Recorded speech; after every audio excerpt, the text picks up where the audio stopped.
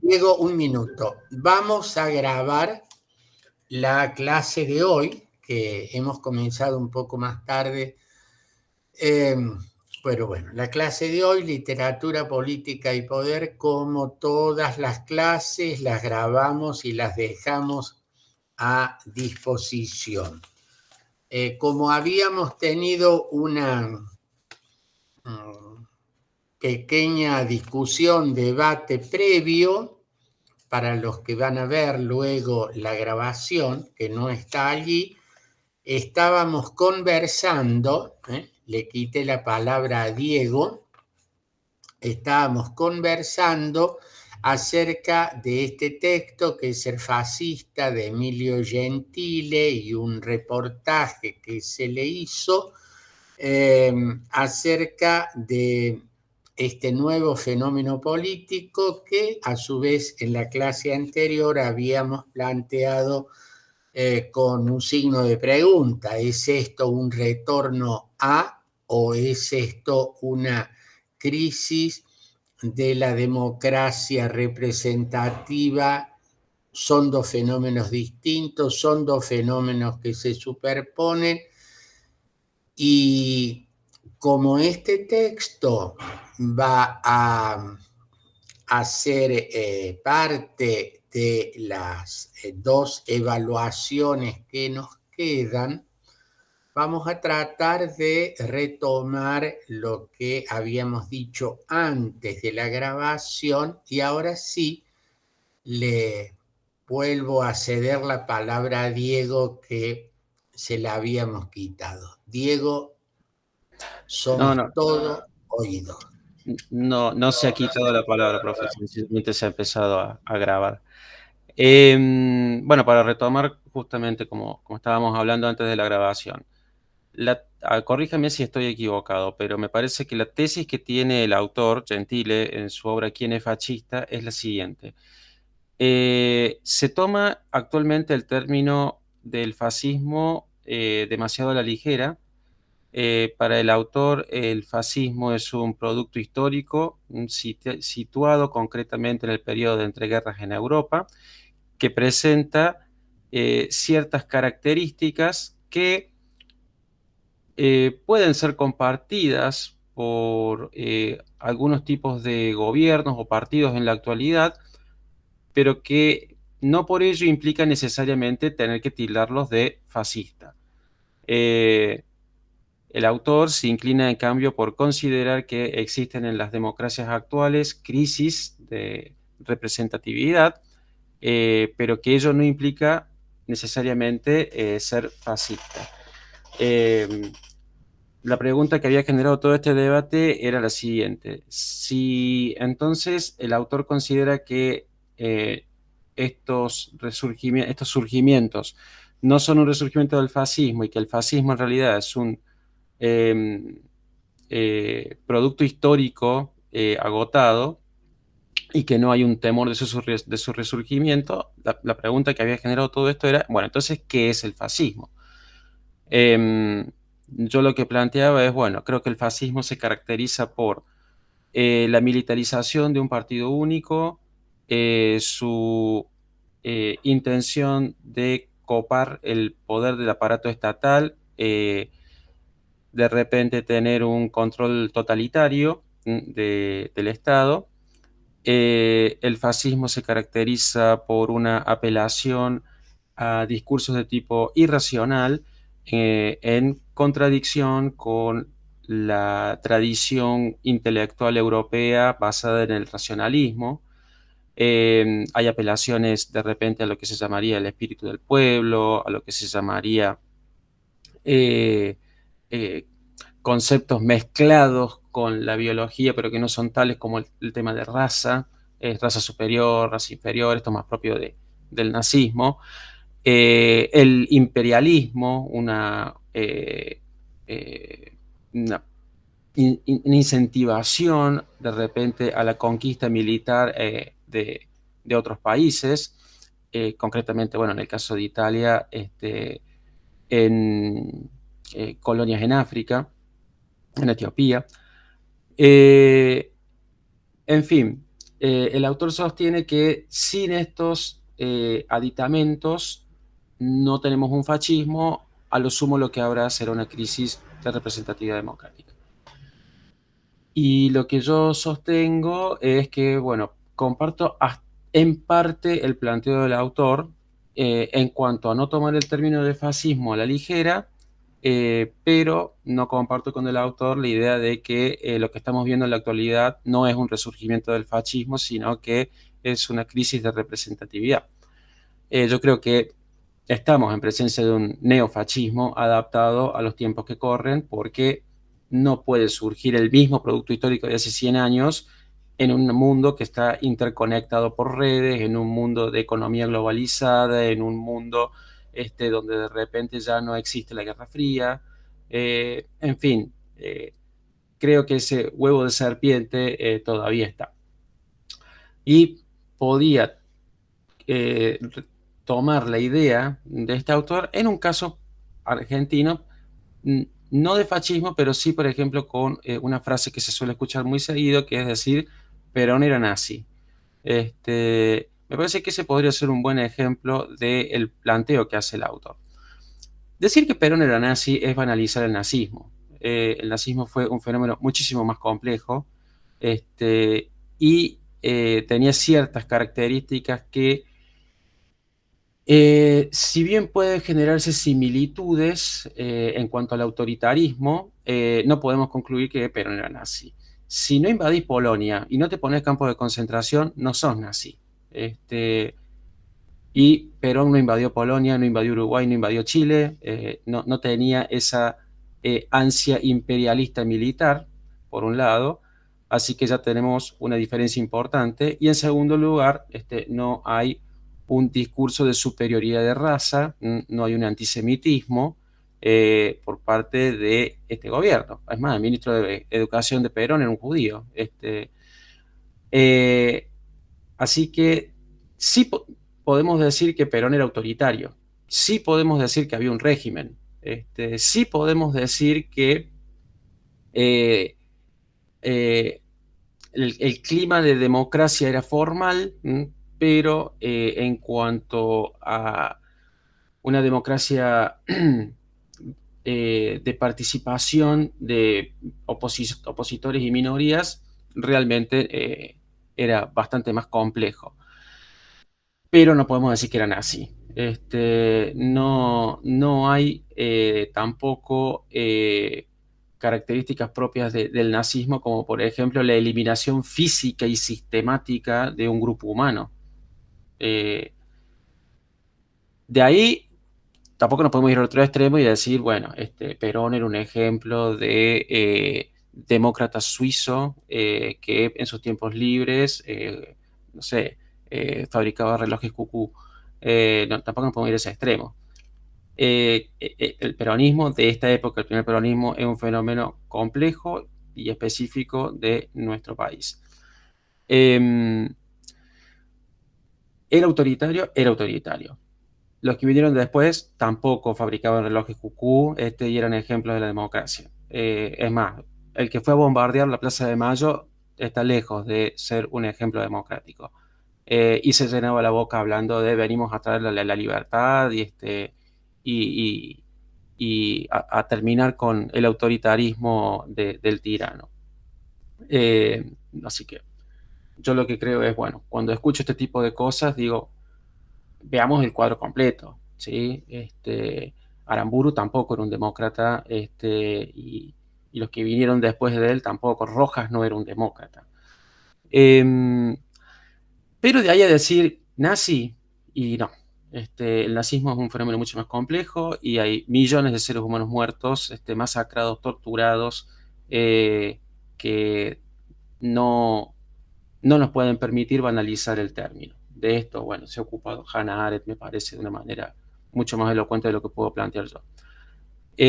Así que bueno, en conclusión, comparto con el autor el no tomar estos términos históricos a la ligera, pero no comparto con el autor de considerar que se trata de un producto totalmente acabado y que nunca más va a resurgir. Bueno, Diego, te agradezco. Perdón, un minuto. Perdón, un minuto, Alicia. Agradezco la síntesis que además nos ha servido para incluirla en la grabación de Diego. Creo que está muy claro el análisis que él hace. Es discutible, como todos los análisis que se están haciendo sobre esto, y yo vuelvo a insistir que lo más importante de esto es poder reflexionar, poder pensar sobre esta cuestión, que es un fenómeno complejo. El excurso rápido que ha hecho Diego sobre nuestra historia y cómo se han utilizado estos términos, me parece, a mi interpretación en líneas generales correcto. Les aclaro un poco entre paréntesis que es un fenómeno que he estudiado con cuidado hace ya varios años. He publicado un texto que es mi tesis doctoral, que lleva el título de El régimen peronista, que es el análisis del proceso del 46 al año 55. Bueno, y hay muchas de estas cosas que planteó Diego, que en su momento analicé, y que hay que evitar las simplificaciones, como la que decía Diego, bueno, el peronismo es igual al nazismo, etcétera, etcétera. Perdón, Alicia, la interrumpí, ahora la escucho. No, era una pregunta para usted o para Diego, que lee bastante el tema.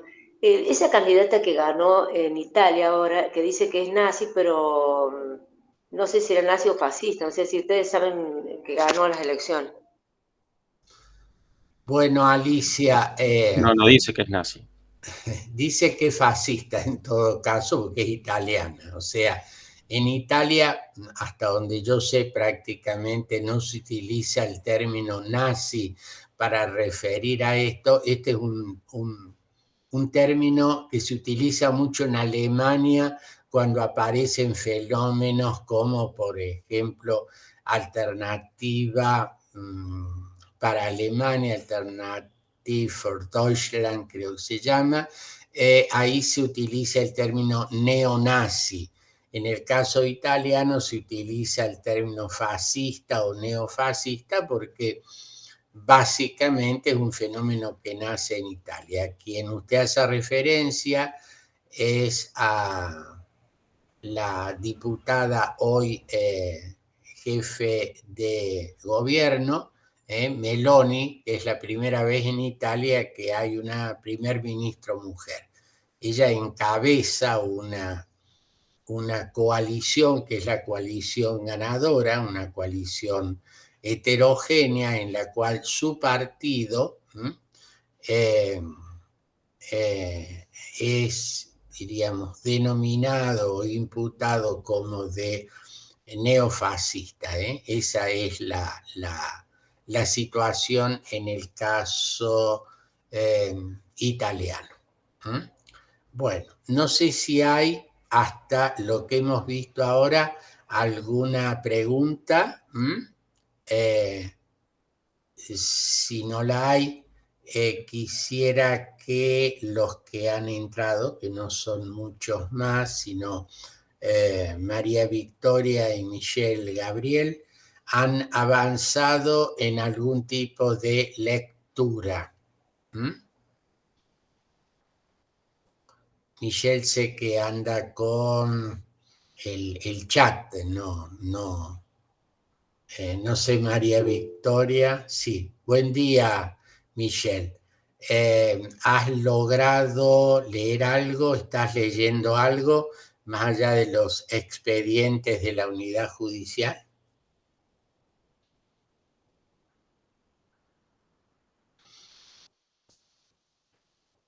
Estuve viendo. ¿Viendo qué, Michelle?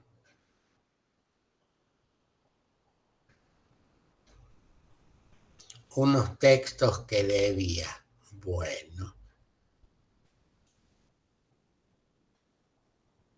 María Victoria, profe, la verdad es que ahora me puse al tanto del tema del fascismo con la intervención de Diego. Bueno, del fascismo estoy de acuerdo con Diego. Me dio más curiosidad que antes, dice María Victoria. Bueno, me alegro por la curiosidad. Diego ha conseguido ya su primer adherente, que es Michelle. Bueno, las ciencias sociales no son exactas porque el ser humano es indeterminado, efectivamente. Felizmente que no sean exactas y felizmente que los seres humanos seamos imprevisibles, Michelle.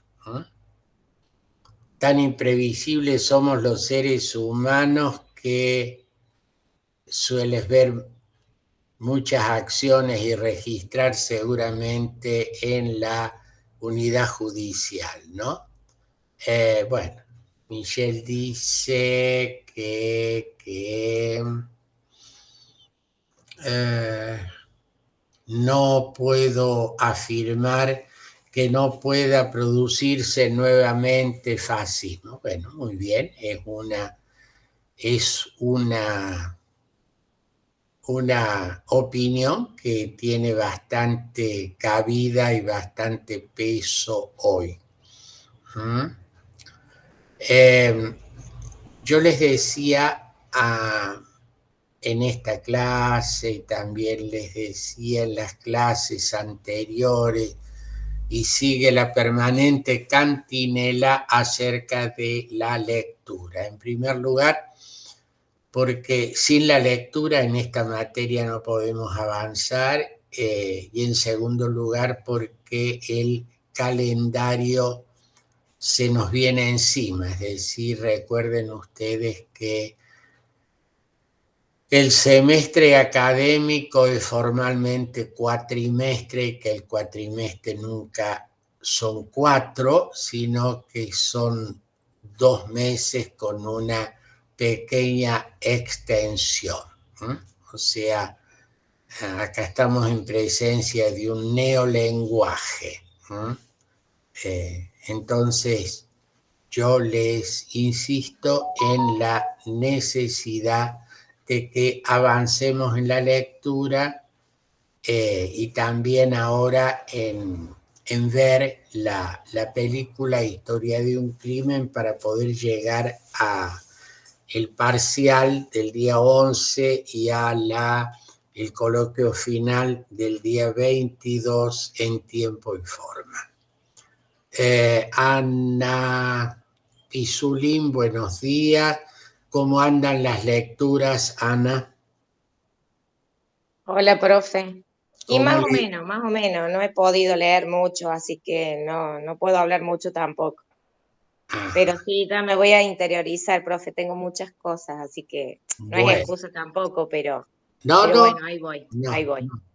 Simplemente tenga el calendario cerca para recordar. Esto es como el tema de los plazos en el ejercicio de la profesión, ¿no?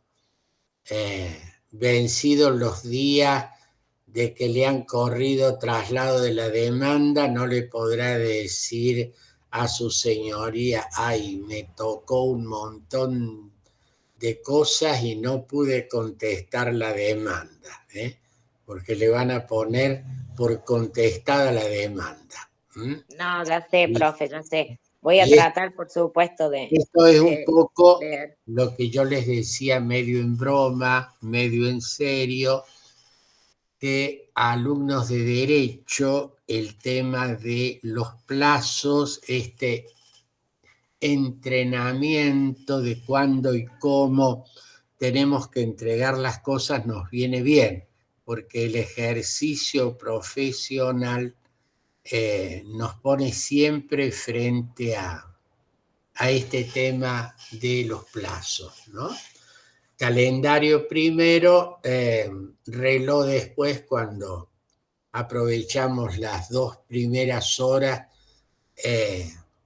de cargo del último día. Y después de eso no hay excusa posible. Si yo sé que tienen cada uno problemas personales, otros compromisos académicos, pero aún a riesgo de ser molesto y reiterativo, recuerdo el tema de los plazos.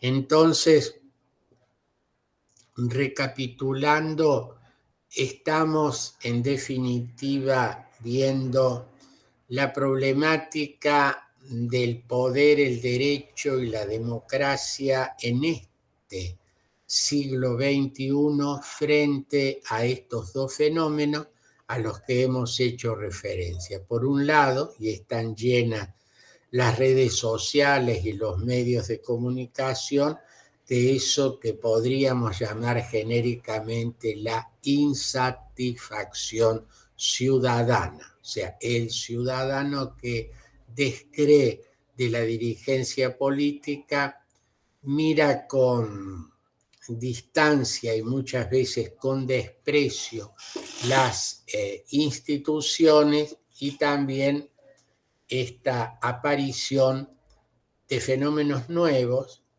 en Europa, en América, en nuestro país, en países hermanos de Latinoamérica, esta presencia de un poder agresivo y que salta por encima de las instituciones. Incluso fenómenos tan impensados hace algunos años, salvo en la ficción. Por eso recuerdo el libro de Philip Roth, donde en ese mundo ficcional Charles Lindbergh gana la elección a quien en realidad ganó la elección, que fue Franklin Delano Roosevelt. Y eso se relaciona con estos acontecimientos que ocurrieron al final de la presidencia de Trump, en el cual el presidente hasta ese momento, el presidente en ejercicio, desconoce, impugna el resultado electoral y prohija, permite o ve con simpatía esos grupos de, utilizo la expresión de Diego, de chiflados, que realizan gestos impensados años A y en el escenario de los Estados Unidos, como asaltar el Capitolio, en un ejemplo típico o de una película de ficción o de un país real o supuesto del tercer mundo donde todo eso podría ocurrir. Y ocurrió nada más ni nada menos que en los Estados Unidos. De cualquier manera, es importante no quedarse en ese hecho, no quedarse en la foto de, sino ver toda la película. Porque si uno ve toda la película, aún con una serie de signos de pregunta, ve que en los Estados Unidos, de alguna manera, todo eso fue superado. No digo que no hayan quedado heridas, no digo que no haya posibilidad de repeticiones, pero no fueron las escenas de un proceso terminal, sino que termina en la película siendo una desgraciada anécdota en un proceso de luces y sombras en los cuales el sistema democrático no pereció y permaneció. De cualquier manera, son fenómenos a los cuales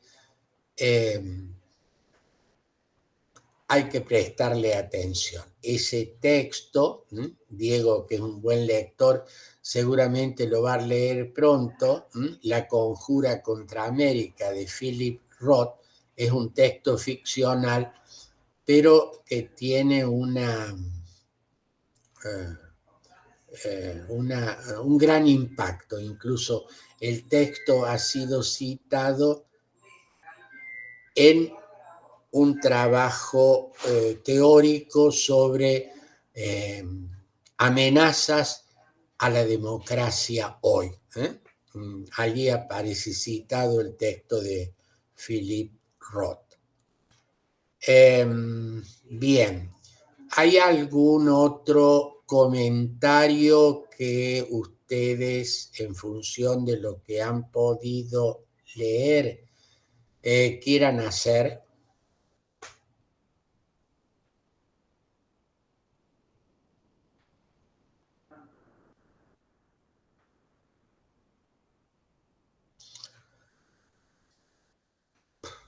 Yo quisiera ahora,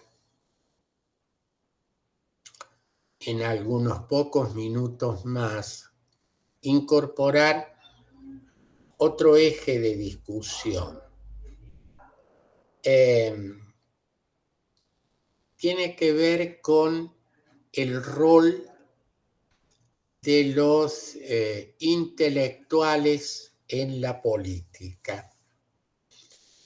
Ustedes saben que en el terreno político, básicamente, se discute acerca del poder, de cómo acceder al poder, de cómo ejercer el poder y también de para qué se ejerce el poder. Y a lo largo del proceso histórico, lo que vemos es que el hombre político, el político exitoso, entendiendo por exitoso aquel que logra el acompañamiento, si es en un sistema democrático, con el voto, y que llega a roles de mando, presidente, gobernador, el político entendido como aquel que fundamentalmente se destaca en esa faz agonal de la política, la búsqueda del poder, no siempre, y yo diría en general, no ha sido un intelectual. En todo caso, esto es más bien la excepción. Si miro, por ejemplo, nuestro vecino país, Brasil, que va a celebrar la segunda vuelta electoral el próximo domingo, uno encuentra casi como una rareza un presidente que antecedió a Lula da Silva, que fue Fernando Henrique Cardoso. Y este sería casi una notable excepción en la política de su país y muchos otros países de la región, en la que un intelectual, Fernando Henrique Cardoso era y es, vive todavía, un intelectual notable que llegó con el voto popular a la presidencia de Brasil y que marcó con una serie de actos significativos y que de alguna manera fue uno de los prohijadores de alguien que podría estar en la vereda opuesta a Fernando Henrique Cardoso, como fue Lula da Silva, a quien continuó el gobierno de Fernando Henrique Cardoso. Y en muchas cosas siguió una línea socioeconómica como la que había planteado Fernando Henrique. Es una excepción, no digo sea la única, ha habido otras excepciones.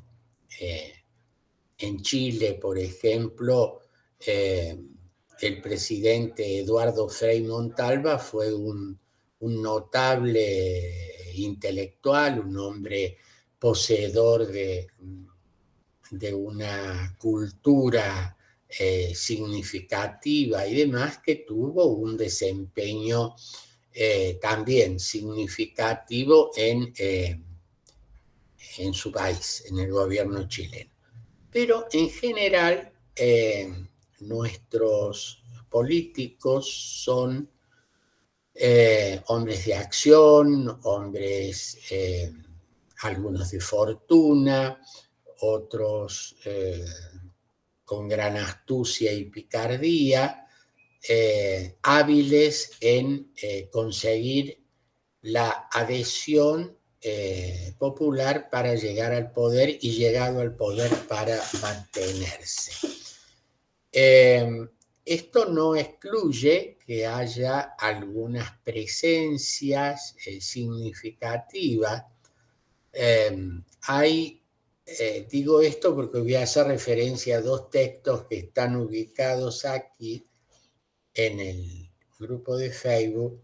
Uno que es el de Vargas Llosa, ustedes saben, Vargas Llosa, un notable escritor, premio Nobel de Literatura, un intelectual, etc.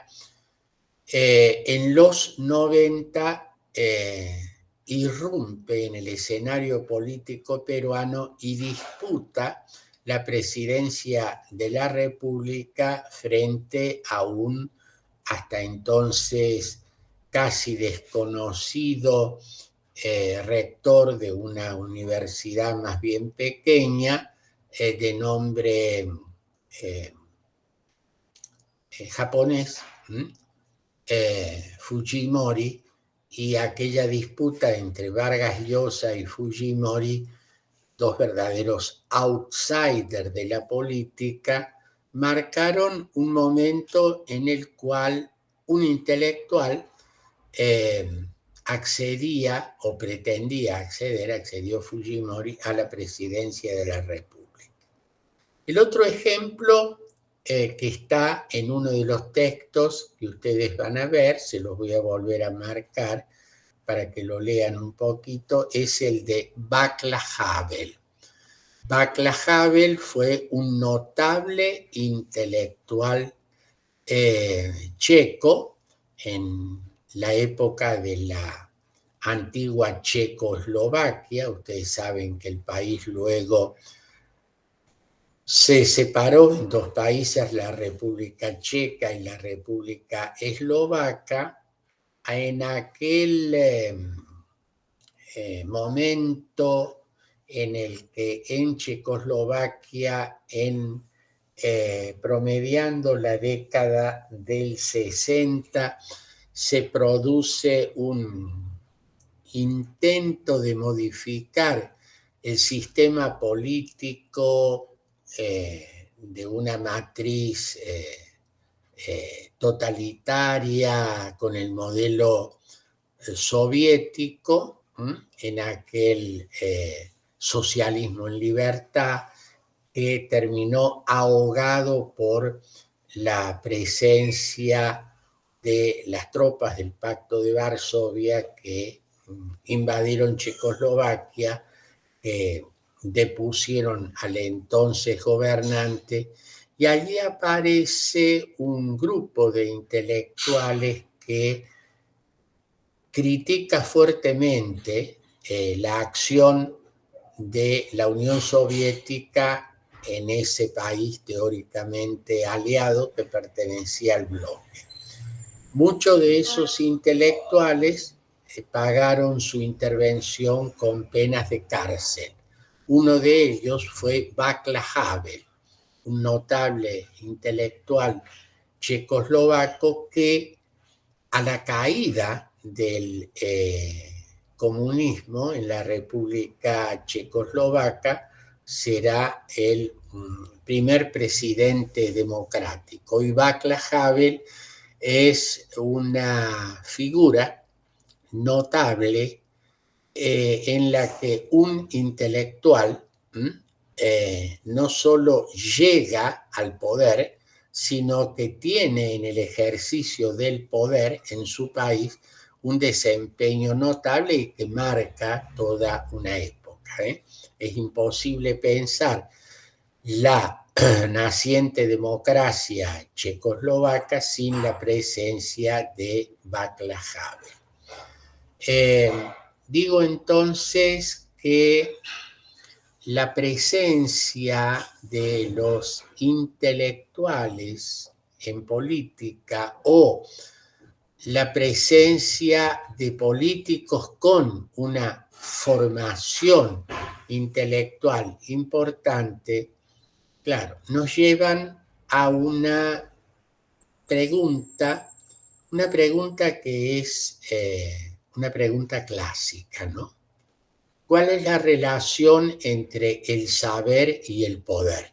Esto es lo que en definitiva se pregunta Platón, allá lejos y hace tiempo, hace más de 25 siglos, en la Atenas de su tiempo. ¿Cómo hacer para vincular el saber con el poder? La respuesta de Platón fue hacer poderoso al sabio, y de ahí aparece la figura del llamado filósofo rey. Siempre le digo a mis alumnos, y se los vuelvo a decir a ustedes, que lo más importante no es la respuesta que dio Platón, sino la pregunta que se hizo Platón. ¿Cómo hacer para unir saber y poder? En términos históricos, su respuesta de hacer al sabio poderoso fue un fracaso, pero la pregunta sigue estando presente y se nos vuelve a formular en las circunstancias actuales. ¿Cómo hacer para unir saber y poder? ¿Cuál es el rol de los intelectuales en política? ¿Qué preparación debiera tener el político para no ser solo un buscador del poder? Esta es una pregunta de no fácil respuesta, pero vuelvo al punto. Lo importante es formularse la pregunta. Bien, esta es un poco la nueva cuestión que introduzco y voy a vincularlo, esto va a quedar escrito en el Facebook hoy, con algunos de los textos que ustedes tienen, ¿no? Esta relación intelectuales y política y esta antigua y siempre presente pregunta de Platón. ¿Cómo hacer para unir saber y poder? Los escucho si tienen preguntas, comentarios o aportes que hacer.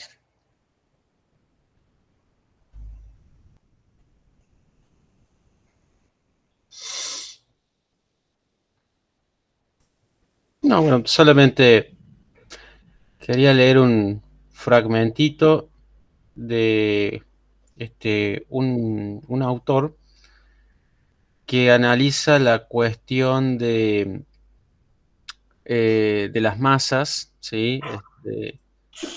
Y bueno, yo pensaba cómo se puede asociar con la cuestión de redes sociales y demás. Dice, parece que durante la mañana y hasta durante el día, el poder de la voluntad de los hombres se revela con sus más intensas energías contra todo intento de verse sometido a una voluntad y a una opinión ajenas. Por la noche, sin embargo, sucumben más fácilmente a la fuerza dominadora de una voluntad superior. Es verdad que cada uno de los mitines representa una esforzada lucha entre dos fuerzas opuestas. El talento oratorio superior, de una naturaleza apostólica dominadora, logrará con mayor facilidad ganarse la voluntad de personas que han sufrido por causas naturales un debilitamiento de su fuerza de resistencia, que la de aquellas que todavía se hallan en plena posesión de sus energías espirituales y su fuerza de voluntad. El mitin de masas es necesario al menos para que el individuo que al adherir a un nuevo movimiento se siente solo y puede ser fácil presa del miedo de sentirse aislado, adquiera, por vez primera, la visión de una comunidad más grande, es decir, de algo que en muchos casos produce un efecto fortificante y alentador. Si sale por primera vez de su pequeño taller o de la gran empresa en la que se siente tan pequeño para ir a un mitin de masas y allí sentirse rodeado de miles y miles de personas que poseen las mismas convicciones, él mismo deberá sucumbir a la influencia mágica de lo que llamamos sugestión de masas. Bueno, esto fue escrito curiosamente en la década del 30. No hay internet. Pero me parece que lo que está planteando es esta cuestión de cómo aprovecharse de la debilidad que puede presentar un individuo para sugestionarlo y hacerle sentir que forma parte de algo mayor, algo más grande. Me parece que bueno, es la dinámica que justamente tienen muchas veces estos movimientos que estábamos hablando al principio, ¿no? Perdón, Diego, el texto es de... Eso es lo que me gustaría que si alguien que escuchó lo que yo dije me diga primero qué opina. Y después le digo quién lo dijo. Muy bien. Está en el aire la pregunta de Diego. ¿Les parece que de repente lo que está planteando este autor de es posible aprovecharse de el cansancio que tiene una persona que trabaja todo el día y que llega a un encuentro de masas y se siente formando parte de algo más grande, más masivo, le hace sentir que tiene poder, que forma parte de una comunidad y que esto puede ser de alguna manera capitalizado por un líder? Para mí sí, Ujú. porque te hace que, sí, la verdad que sí, Ajá. es posible, sí, es posible porque te hace sentir que tenés poder y a la vez no es que tengas poder, sino que vos ya estás cansado de todo, de ser un granito de arena, entonces te dan la posibilidad, te hacen creer que vos podés y en realidad a veces te topas con una pared. Y decime, ¿a vos te parece que hoy en la actualidad nos encontramos con grupos o agrupaciones o líderes que de alguna manera están diciendo esto de, che, no sos nada, si te sumas a mí, a nosotros vas a hacer algo más grande, vas a formar parte de algo que realmente tiene sentido? Sí, Diego, sí. Ujú. Sí, Alicia, sí. María, Ana, Michelle, no sé si... Para mí sí, porque también Norman Finkelstein creo que habla de ese tema de la y otro autor ese que hablan de la manipulación de los medios para llegar a las masas y cambiar la realidad. Ujú. Y sí, ellos lo que buscan es captar más gente para dominarlo. Y la persona que está cansada o trabajó todo el día o está desilusionada puede caer más fácilmente. Ujú. Porque yo veo muchas veces Hay este grupos. Yo creo que el líder político lo que hace es hacer sentir a la gente que es un granito de arena, pero para sumar puntos para él, o sea, para reunir gente. Y Ujú. así a través de la gente llegar, o sea, lograr los objetivos políticos que tiene. Pero en Ajá. realidad yo creo que el líder político a través del poder, obviamente, usa a la gente. Ujú. ¿Y a ustedes, ustedes escuchan frecuentemente en la vida cotidiana, hoy por hoy estoy harto, estoy cansado, estoy decepcionado con todo lo que sucede, quiero algo que le dé sentido? Todos los días, dice María Victoria. Yo también, todos los días. Ujú. Yo Lo lo que mismo. acabo de leer es un fragmento de Mi lucha de Adolfo Hitler. ¿Ok? Así que cuando digo que el fascismo está presente, está presente. Lo que le acabo de leer es literalmente un fragmento de Mi lucha de Adolfo Hitler.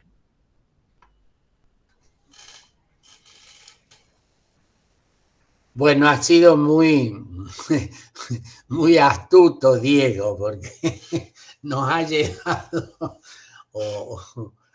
a ver, como decir, han visto que esto no está tan lejos de lo que de la situación presente. Claro, Todos los días escuchamos esto de estoy cansado, estoy harto, que alguien se ocupe, que alguien haga. Bueno, cuidado con lo que estamos pidiendo porque no vaya a ser que se nos cumpla. claro. Indudablemente que hay yo creo que en una oportunidad, es un ejemplo tonto, creo que se lo mencioné o no sé si fue a otro grupo, esta falta de protagonismo que a nosotros, en nuestra calidad de ciudadanos, nos lleva a que haya otro que se ocupe de, y entonces yo delego en otros la resolución de un problema que me afecta.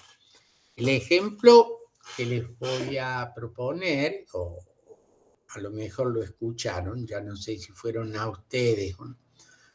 Yo vivo en la ciudad de Córdoba, con ustedes, muy cerca del Palacio Municipal, más exactamente a menos de 10 cuadras, en una zona en la que no somos los únicos, pero estamos afectados permanentemente de que el servicio cloacal colapsa y por tanto, sin que lo invitemos, ingresan a nuestros domicilios los residuos cloacales de varios vecinos de la ciudad de Córdoba que aguas más arriba van lanzando a la red los residuos y colapsan las cloacas y por tanto ingresa esta presencia no deseada a nuestro domicilio o se hace presente en nuestras calles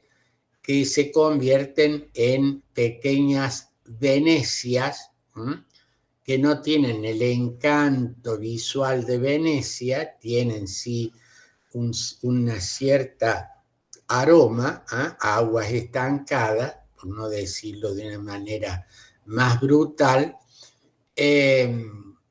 y que vamos, no hay góndolas para transitar, sino que vamos chapoteando en nuestros ríos cloacales a cielo abierto. Entonces, frente a este fenómeno, muchas veces los vecinos que se preocupaban de este tema se encontraban con que un vecino, era yo, había reclamado, protestado, yendo a la municipalidad, hablando a funcionarios, exigiendo. En varias oportunidades me dijeron, pero mire, ¿qué problema tenemos? Usted que ha hecho tendría que hacer algo también. No, le digo, mire, el problema es que o hacemos todos los vecinos o esto no sirve, porque no es cuestión de delegar en este vecino supuestamente más astuto y diligente que era yo, y usted espera el resultado, ¿no? Esto como ejemplo de delegación. Les voy a hacer...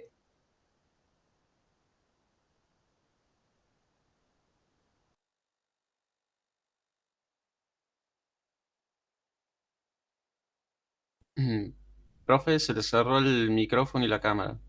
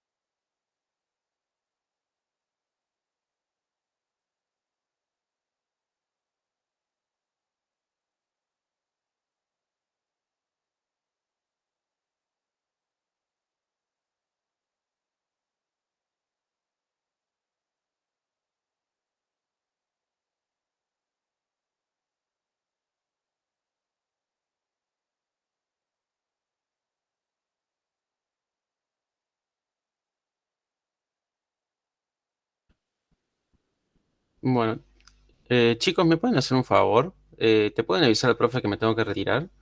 Porque me Sí, tengo que poner a trabajar en un ratito. dale, Diego, no te hagas problema, yo le digo. Bueno, gracias. Suerte. Suerte, que tengan un buen día. Buen fin de... Aquí estoy. ¿Te vas, Diego? Sí, doctor, se fue porque tiene que trabajar. Ah, perfecto. Bueno, entonces, esto que decía, y vamos a ir concluyendo, de esta delegación. Es decir, yo soy parte de, pero en definitiva hay otro que se puede ocupar. O mi reclamo no sirve, a lo mejor otro porque es más ingenioso, porque es más emprendedor, usted que sabe hablar, usted que no tiene miedo, hágalo. Ese fue el sentido de mi ejemplo personal en torno a este tema que, bueno, todavía nos sigue afectando, ¿no? Entonces, claro, ese día que un poco les contesté amablemente a mis vecinos, bueno, sí, pero si ustedes no hacen para que hagamos en conjunto un reclamo, no vamos a obtener una solución. O sea, el problema no es delegar en. Acá aparece esto que yo lo llamaría de alguna manera responsabilidad ciudadana. Es decir, yo soy responsable de una serie de cuestiones y mi presencia proponiendo, criticando, reclamando, hablando es indispensable, es importante y no puedo delegarla en otros que hablarán por mí y yo seré un espectador. Este es un poco algo, más allá del ejemplo personal, que de alguna manera yo diría me obsesiona, porque muchas veces lo escuchan ustedes, compañeros de trabajo, compañeros de facultad, en sus familias, en su grupo de amigos, la presencia de espectadores. Son espectadores de, y en todo caso, estos problemas lo tendrán que resolver otros. Pero yo, en realidad, no tengo nada que ver, porque, bueno, porque lo que hago no va a tener ninguna significación, por lo que hay otros que lo podrían hacer. Y esto me parece que esta falta de responsabilidad ciudadana es una grave, un grave problema. Un grave problema. Bueno, no sé si alguno tiene algún otro comentario porque estaríamos ya para concluir nuestra clase. Como ustedes verán, no se trata de dar respuestas y siempre acá hay más preguntas y cuestionamientos que respuestas fáciles. Este es el sentido de esta materia. Inquietarlos, obligarlos amablemente a que lean, a que vean y a que piensen. Si no hay ningún otro comentario, todas las demás pautas estarán a partir del día de hoy en la página de Facebook, tanto para la segunda evaluación parcial como para el coloquio final. Gracias, doctor. Muchas gracias, buenos días. Buenos días, doctor. Buenos días, profe.